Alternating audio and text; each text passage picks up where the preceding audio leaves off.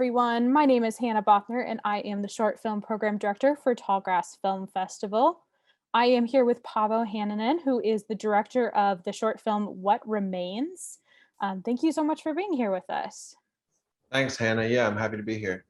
Well, let's get started talking about your film, which made me so hungry when I was watching it. I'm sure that you've heard that.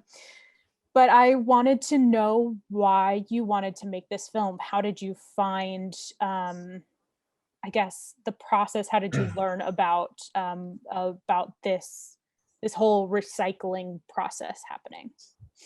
Yeah, so this project came about as part of a series of shorts that were commissioned by the Southern Foodways Alliance for their 2021 Spring Symposium that was focused on food waste in the food production system.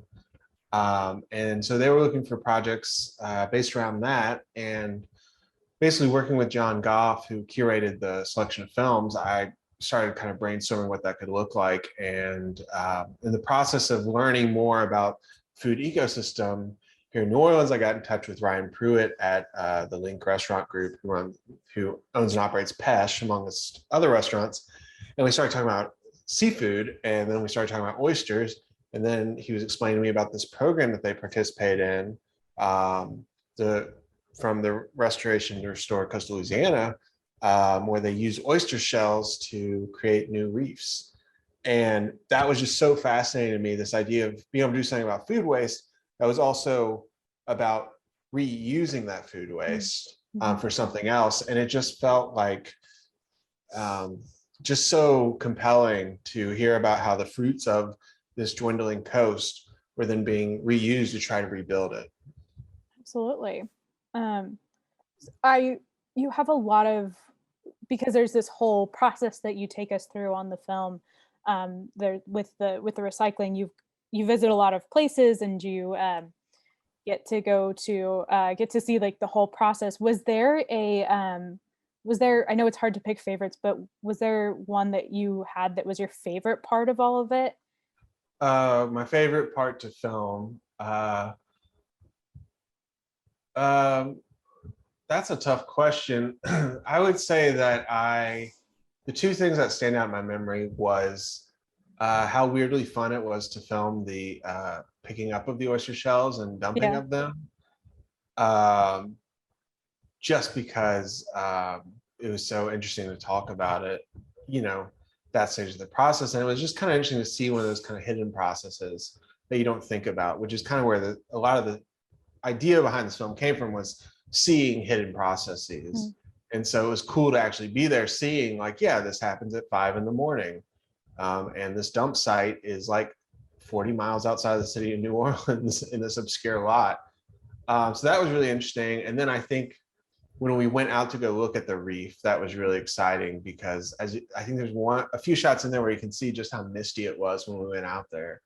And so it really felt like we were hurtling into the unknown as we were approaching the reef, which was just it was just such a strange sensation to be out there on the water, not able to see anything. Yeah. So speaking of, did you have any like big challenges that you came across when you were filming in all of these locations? I have to imagine that filming on a boat can come with its own set of interesting challenges. Yeah, it's a little challenging. I think the biggest challenge, a lot of this piece and the style of it came from, I work as a documentary cinematographer for a living. And that entails a lot of shooting handheld verite footage of people from roughly 3 to 6 feet away for lots of periods of time, and you're reacting to stuff. And I was really interested in making something where it was much more composed and still, and really trying to guess what was going to happen next to be ready for it. And I would say that was probably the biggest challenge, was doing something with this very conscious style of very composed and very still, and but also wanting to maintain a verite aspect to it. And so it was a lot of like really guessing at the timing of things to be sure that we were ready for it. Here and there we worked with people we were filming to set stuff up, but for the most part, it's like, they're dumping that big truck of oyster shells. Like, they're only doing that once. There's not a second truck. So we had to, know what was going to happen and be ready for it.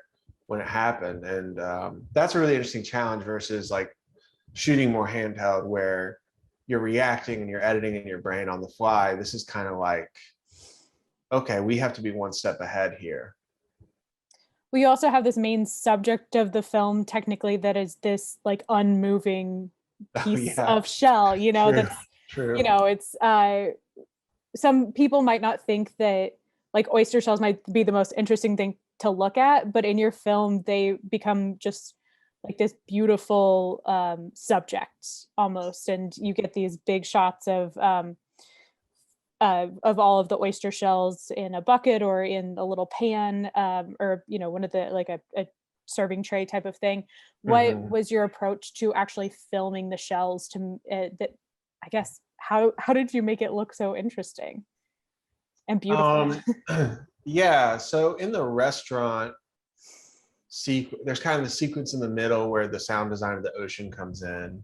And it's kind of like a lull, a bridge kind of thing. Um, that was a lot of basically like, how can we recreate the feeling of we're being near the water inside this restaurant? Because for me, Mhm. that's a lot like a good oyster.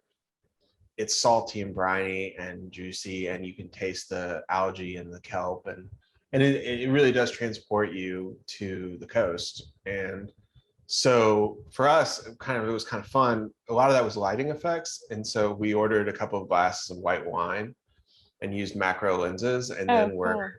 shining either the sun or a flashlight through these glasses of white wine to create the lighting effects like you're on a boat when the water is bouncing reflections up into the roof. Oh, that's So incredible. yeah, that was a lot of fun because we got to eat oysters and drink white wine. Yeah, I was gonna ask, do you have any idea how many oysters that you consumed over the filming? You know, I remember thinking I wish I'd eaten more, Oh, okay. but I'd say a few dozen for sure. I Wow. mean, when we were out on Jules's boat, especially like I would just be there. I was doing sound also. So I'd be there with the boom, and we'd have the camera going, and he would just turn around and like pop open an oyster that was fresh from the water and hand it to us, which Wow. is also tastes completely different than an oyster that you get at a restaurant. Yeah. It's because the oyster at the restaurant, it's sitting in the ice and the ice melts and the water gets in the oyster, it's still alive. So it's still doing what oysters do, which is filter feed as a bivalve. And so the taste of the oyster gets diluted by this water. When you're out to grab it from the water, man, it is just like, it's probably 10 times saltier That's straight from the incredible. water. Yeah. Wow. Oysters are fresh oysters, especially, are a little hard to come by here in Wichita, Kansas. Oh, So I would imagine. That's true. They're a real luxury item there, yeah. probably. Yeah, I know. I um, always I always forget about that. Is we're a bit spoiled down here. that is the Um, yeah. code. um, I'm always interested about this when it comes to documentary films.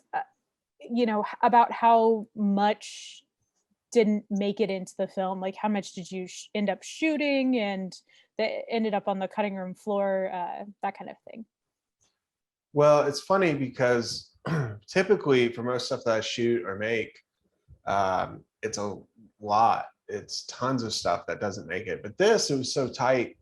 Like, I knew the steps we needed to get beforehand at every stage of the process. So there wasn't a ton. It was really pretty tight, which was also part of my creative goal because also I had a really short turnaround for this. I had to like have it ready within like I think like 4 weeks from when I started filming. Oh, wow. So it was all designed with the goal of like, how can I do this and not just shoot a ton and then reacting and piecing it together. It was like, which was also going back why I was interested in the oyster was I was like, what's something that I can really have control over Yeah. and not feel like I'm manipulating things to have that control, which sometimes I feel in documentary when you're working with people and you want to get specific stuff and you manipulate the situation, it's a little strange for me. But with an oyster, the oyster isn't going to tell you not to do that. Yeah, So it's just gonna do what it does. yeah, right. What do you think you want people to take away the most after watching the film? I think ultimately, I think there's two things, one smaller scale and one bigger scale. I think the smaller scale thing is just this idea that like the systems that make up our world that we don't pay attention to are made up of people. And, you know, we have to remember that, like, we live in a society where, like, you get goods delivered to you at the drop of a hat, or you know, any food you want from anywhere around the world is available to you. Um, you know, it's, and all this stuff is intentionally made invisible to the consumer, but like there are people doing this work, and those people have inner lives of their own that have value and meaning. And I think that that gets lost so much when we're just clicking stuff and getting stuff so easily.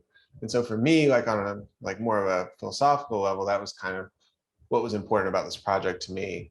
And I think on a bigger scale, you know, the coast down here is really disappearing. And I think especially after seeing Hurricane Ida, how much it's devastated South Louisiana, the importance of maintaining the coast and the wetlands that can help to mitigate the damage from hurricanes is just so important. And it's, I hope that that statistic at the end of the film about the amount of coastline they've rebuilt is inspiring, but also I hope it's a wake-up call for people that there's all this effort that you're seeing in this film for only a few miles of coastline, and that this is a huge problem. And we're in a time and an era where we're constantly bombarded with huge problems, but this is a huge problem that affects everyone in this country, because the South Louisiana coast is essential to the nation's commerce and environment.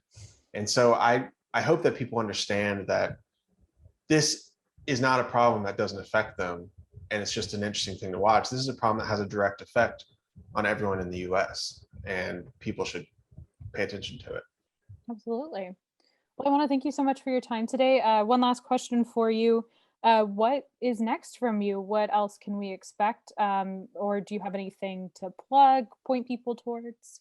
Um, yeah. So as I mentioned, in addition to making my own films, I'm a documentary cinematographer, and I was the DP on the feature film The Neutral Ground, which is also playing at Tallgrass. And beyond that, in terms of my own work, I'm currently finishing up post on a feature documentary I've been working on for about 7 years now. So that should be done sometime next year. And I also make fiction work, and um, I recently had a film selected for Short of the Week. So if you're curious to see what I do in the fiction realm, you can go to shortoftheweek.com and search for me there. But yeah, that's about it. Incredible. Well, thank you so much for taking time to speak with us today. And thank you all out there for watching, and keep enjoying films.